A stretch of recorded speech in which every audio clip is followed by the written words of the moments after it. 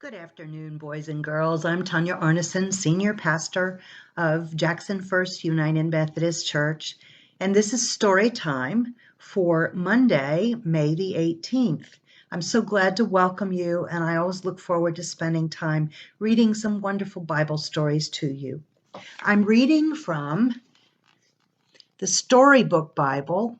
And a few days last week, we started at the very beginning with the creation story. And so if you want to catch up and start at the very beginning, you can look at those stories too. Today, after Noah's Ark, which was last Thursday, we're going to hear about a giant staircase to heaven. And here's the pictures to start out with. Noah and his family lived in the land, and his children had children, and those children had more children, and then those children had even more. Well, you get the picture. Until there were lots of people on earth once more. Lots of people on earth. Now, back then, everyone spoke exactly the same language, so you didn't need to learn Swahili or Japanese or anything because you could say hello to anyone and they knew what you meant. One day, everyone was talking and they came up with an idea. Let's build ourselves a beautiful city to live in. It can be our home, and we'll be safe forever and ever. Then they had another idea. And let's build a really tall tower to reach up to the heaven. Can you imagine a tall tower that big? Even bigger than the Sears Tower in Chicago? That's a big tower. Yay, they said. We'll say, look at us up here. Look at us up here. And everyone will look up at us and we'll look down on them. And then we'll know we are something. We'll be like God. We'll be famous and safe and happy, and everything will be all right. So they got to work. Brick by brick, the tower grew higher and higher and higher until it soared above the city, touching the sky. They built stairs in the tower to climb to the top. It was like a giant staircase to heaven. You see that? Look, they cheered. We're the ones. See what we can do with our very own hands. They were quite pleased with themselves. But God was not pleased with them. God could see what they were doing. They were trying to live without him.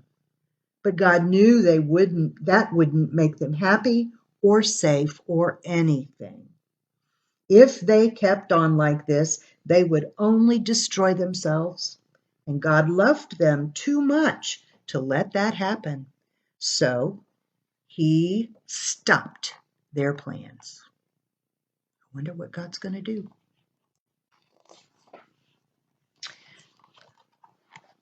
Uh-oh, that doesn't look good. One morning, they went to work as usual, but everything was different. Their words were all new and funny. You see, God had given each person a completely different language. Suddenly, no one understood what anyone else was saying. Someone would say, "How do you do?" And the other person thought they said, "How ugly are you?" It wasn't funny. You could be saying something nice like, "Such a lovely morning," and get a punch in the nose because they thought you said, "Hush up, you're boring." You couldn't even say pardon to check if you'd heard right because no one understood that word either. It wasn't easy to work together hour after hour. As you can only imagine, people were always quarreling and fighting and getting in a dreadful muddle and becoming grumpier and grumpier until at last they were all too cross to keep on building and they just had to stop. You see what's happening here?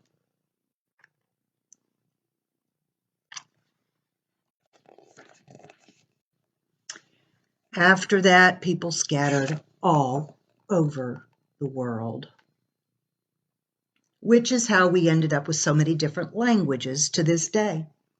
You see, God knew however high they reached, however hard they tried, people could never go back to heaven by themselves. People didn't need a staircase. They needed a rescuer, because the way back to heaven wasn't a staircase. It was a person. And again, who do you think that person might be? People could never reach up to heaven, so heaven would have to come down to them. And one day it would. Boys and girls, heaven coming to earth again. That's the story of Jesus and his birth. And when we've read through the whole Bible, all the stories, we'll come to that story as well in good time.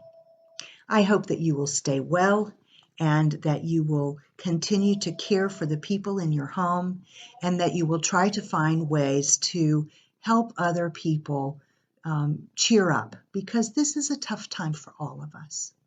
Be blessed and be well, and God bless you. He loves you so much.